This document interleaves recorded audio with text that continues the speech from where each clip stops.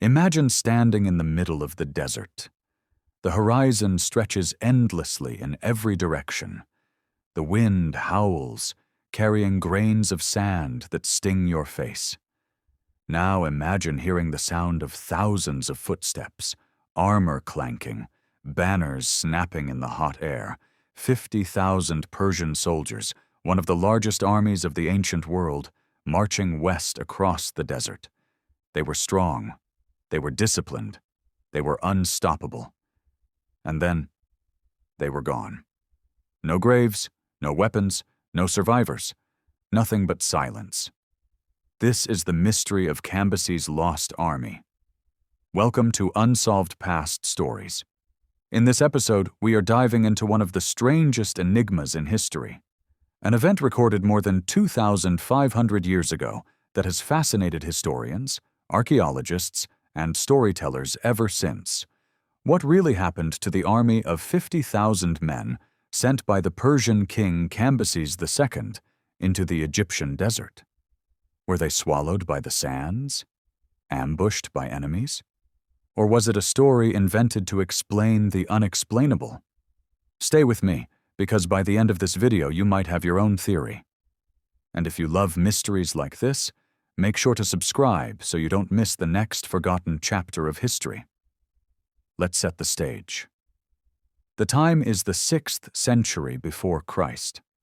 Persia was the superpower of the ancient world. Cyrus the Great had expanded the empire from the Mediterranean to the Indus Valley. After his death, his son Cambyses II took the throne. Cambyses wanted to prove himself, to show he was as great as his father, maybe even greater.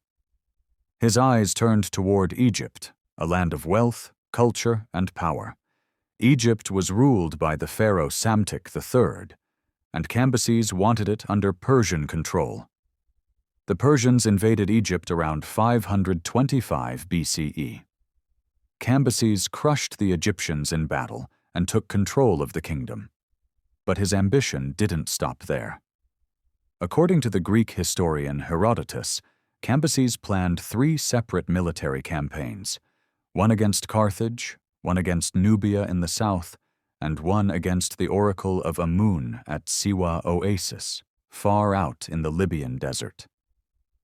Why attack a religious site? The priests of the oracle of Amun had insulted Cambyses. They refused to acknowledge him as the true king of Egypt. For a man like Cambyses, that was unacceptable. He wanted revenge.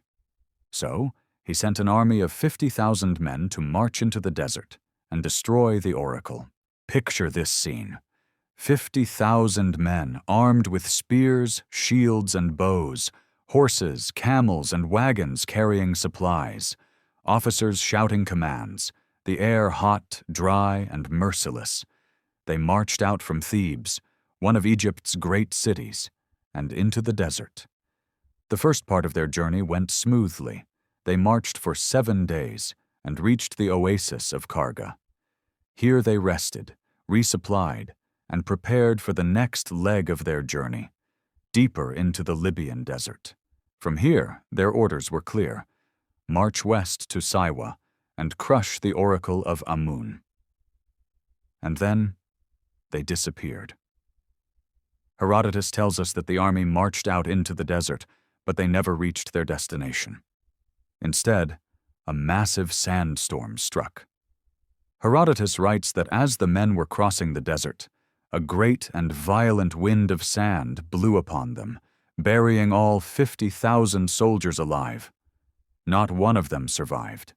It's a chilling story. But can we trust it? Let's pause here.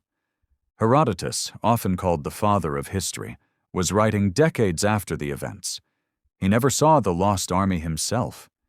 He relied on accounts from Egyptians who claimed to know what happened. So we have to ask, was he recording history or repeating a legend? Let's examine the theories. The first and most famous theory is the sandstorm. The desert is a merciless place. Modern meteorologists confirm that sandstorms, known as hayboobs, can be devastating. Towering walls of sand, sometimes over a kilometer high, sweep across the desert with terrifying speed. They block out the sun, suffocate anyone caught inside, and bury everything in their path. Imagine thousands of soldiers suddenly engulfed in a storm. The sky turns black. The air becomes unbreathable. Confusion spreads. Horses panic. Men stumble and collapse. Within minutes, thousands could be dead. Within hours, the sand might cover them completely. Could this explain the disappearance of Cambyses' army? Perhaps. But skeptics point out a problem. If 50,000 men were buried in one place, shouldn't archaeologists have found mass graves by now? Weapons, armor, bones. These things don't simply vanish. Sand preserves as much as it destroys. And yet, for centuries, no one has found definitive evidence of the lost army. That's why the sandstorm theory, while popular, doesn't fully convince everyone. The second theory is the ambush. Some historians believe the army may have been attacked by local tribes, perhaps Egyptians loyal to their priests, or even Libyan rebels. Imagine an army stretched out in the desert, supplies running low, men exhausted. It would be vulnerable. A surprise attack could have wiped out large portions of the force. Survivors might have been scattered, hunted down, or captured. Over time, their bones and weapons might have been swallowed by shifting dunes, leaving little behind. This theory explains the lack of remains, but it raises questions. Could local forces really defeat such a massive army? And if they did, why aren't there clearer records of such a victory? The third theory is the myth theory. Some scholars argue the lost army never existed at all. They claim Herodotus exaggerated, or that Egyptian priests invented the story to glorify the power of their gods. According to this view, Cambyses may have sent a smaller detachment that was lost, or maybe no one was sent at all. Instead, the tale grew over time, turning a small tragedy into a legendary disappearance. But if it was a myth, why did so many later writers repeat the story? Now, let's talk about archaeology. In the 20th century, explorers searched the desert for evidence of Cambyses' lost army. Reports of scattered bones, fragments of metal, and arrowheads appeared from time to time. In 2009, Italian archaeologists claimed to have found mass graves near Siwa Oasis. They said they discovered human remains, bronze weapons, and pieces of Persian armor buried in the sand. But their findings were never officially published in a peer-reviewed journal, and many experts remain skeptical. Others argue the remains belonged to local tribes, not Persians. To this day, no solid proof exists. Think about that. An army of 50,000 men, gone without a trace. It almost sounds impossible. And yet, history is full of such mysteries. So what really happened? Was it the wrath of nature, the fury of enemies, or the imagination of storytellers? Before we get to the conclusion, let me pause and ask you. If you're enjoying this story, hit that subscribe button. Every week, we bring you more unsolved stories from the past, and your support helps keep these mysteries alive. Now let's continue. Why does this story still matter? Because it reveals something timeless about human history. Empires rise and fall. Kings come and go.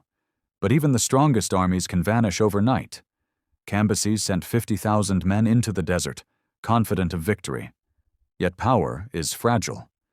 Nature, chance, or human error can undo even the mightiest empire. The lost army of Cambyses has fascinated writers for centuries. In novels, films, and documentaries, it's been portrayed as a ghostly force, wandering forever in the desert. The idea that somewhere beneath the sands of Egypt lies a hidden mass grave, filled with the remains of an ancient army, continues to spark the imagination. And maybe, just maybe, one day archaeologists will find it. Imagine the discovery: helmets, shields, weapons, and the bones of thousands, perfectly preserved under layers of sand. It would be one of the greatest finds in history. But until then, the desert keeps its secrets. So let's end with a question. What do you think happened to Cambyses' army? Were they swallowed by the sand? Destroyed by enemies? Or was it nothing more than a story passed down through generations? Share your thoughts in the comments. I'd love to hear your theories. And remember, the past is full of mysteries, and sometimes the questions are more powerful than the answers.